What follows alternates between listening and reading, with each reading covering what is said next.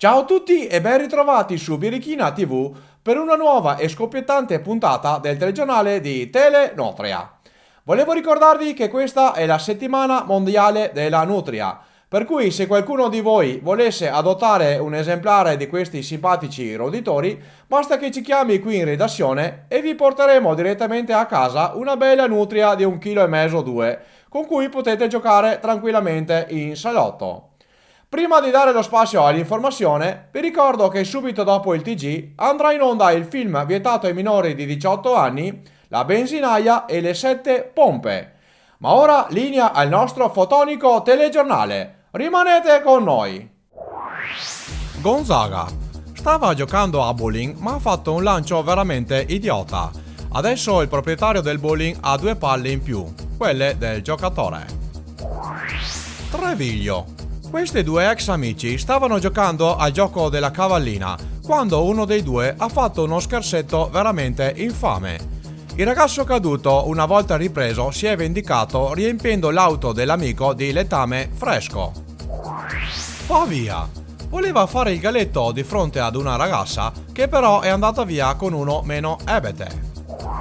Questa ragazza di Sassuolo si stava allenando con la ginnastica artistica quando ha preso una stecca sul muso degna di Mike Tyson. Asiago si stava divertendo con lo slittino quando è finito dentro a un russaro. A causa delle forti bestemmie si è formata una valanga.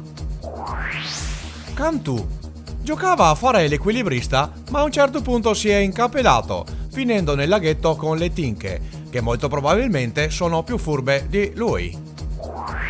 Campo San Piero. Questo agricoltore siciliano stava andando al mercato per vendere le sue arance, ma ha preso la rotonda troppo velocemente. Ha tirato un porcasso per ogni arancia raccolta dalla strada. Questa giovane signora di Bologna stava parcheggiando il SUV del marito al supermercato quando ha sconfuso il pedale del freno con quello dell'acceleratore. Una volta accortasi del danno, ha subito rimediato inserendo la retromarcia e distruggendo un'altra autovettura.